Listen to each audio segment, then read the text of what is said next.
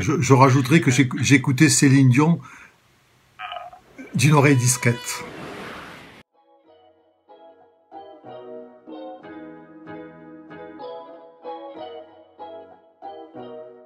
Je m'appelle Augustin Burgarella, je suis retraité. J'ai eu une carrière de conducteur de train et accessoirement de conducteur TGV. Je préside aujourd'hui aux destinées d'une association qui s'appelle le Club de la Grande Vitesse Ferroviaire. Pour ce projet, nous travaillons en étroite collaboration avec l'ESTACA et l'association Guided Ways.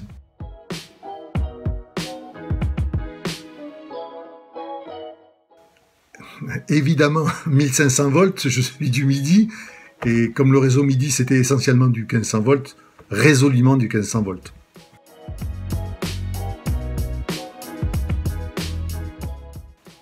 Ah, la SNCF Paris est incontournable, bien que SNCF Nîmes, nous essayons d'animer le territoire, SNCF Paris c'est le Graal. Le métier de conducteur, c'est une responsabilité de toutes les secondes pour transporter en toute sécurité du fret, parce qu'il ne faut pas l'oublier, ou des voyageurs. Et quand je dis en toutes les secondes, quand tu es dans un bureau ou quand tu es dans d'autres opérations, tu as parfois le droit de te tromper. Quand un conducteur conduit, il a quelques secondes pour appliquer parfois un texte réglementaire. Alors, ma plus grosse galère en tant que conducteur, elle va être très courte et très simple. Je suis avec un train qui s'appelle le 5531. C'est à l'époque où les corails ils avaient le vent en poupe. Une 7200, 5 voitures, 160 km/h. C'est quelque chose qui marche du feu de Dieu. On est entre Avignon et Perpignan. Je passe la gare de Tarascon et je passe sur le pont du Rhône. C'est un pont qui est entre Tarascon et Beaucaire, où le Mistral souffle très fort, et en dessous, il y a le Rhône.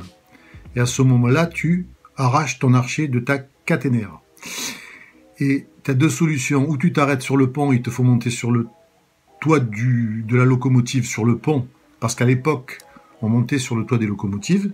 Et si tu montes sur le toit de la locomotive pour réparer ton archet, tu as le Rhône qui est en bas. Il faut être un petit peu scaphandrier. Ou alors tu tombes ton pantographe et tu avances de quelques mètres très doucement.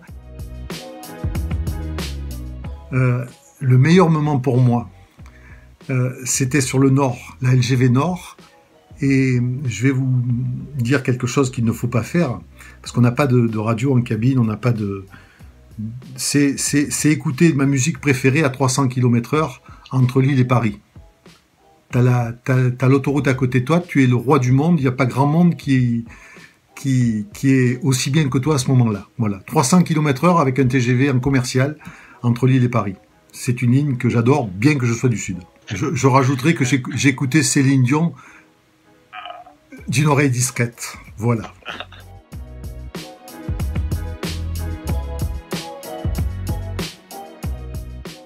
Si je me bats aujourd'hui pour ce projet, c'est justement parce que la transmission des savoirs, c'est d'une importance capitale. Et que peut-être aujourd'hui dans notre pays, on a oublié que de transmettre le savoir, ça pouvait éventuellement sauver des vies. Et je ne pense pas qu'à la SNCF, je ne pense pas qu'aux conducteurs de train, je pense à la police, je pense à la justice, et je pense à tout un tas, à la santé, où on s'aperçoit qu'on manque de médecins, alors que si on avait pris les devants, donc la transmission du savoir, et vous notamment l'ESTACA, il faut absolument que vous soyez sur le devant de la scène, parce que nous avons des choses à vous dire, nous, les vieux, entre guillemets, et si on ne peut pas vous les dire, plus personne ne vous les dira derrière.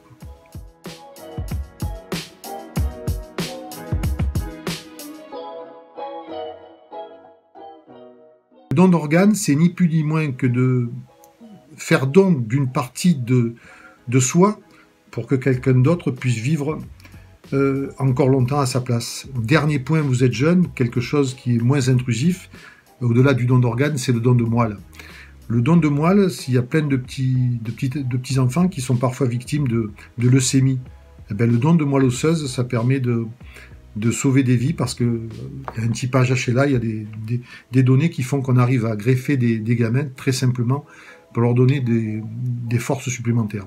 Voilà. Donc la dot, c'est là aussi quelque chose que je pratique depuis des années, mais sachez que c'est très difficile d'en parler parce que là où il y a la vie, il y a eu une mort derrière.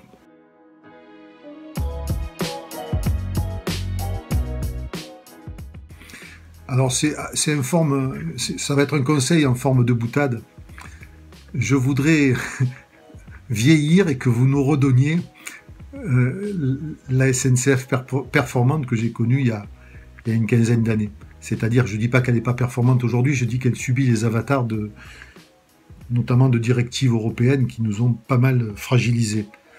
Vous avez, vous, aujourd'hui, tout en main, et je crois que M. Tribondo, Olivier, qui est votre patron de la filière ferroviaire, si Olivier veut redorer le blason de la filière ferroviaire, c'est qu'il a capté que le train, c'est un outil de demain.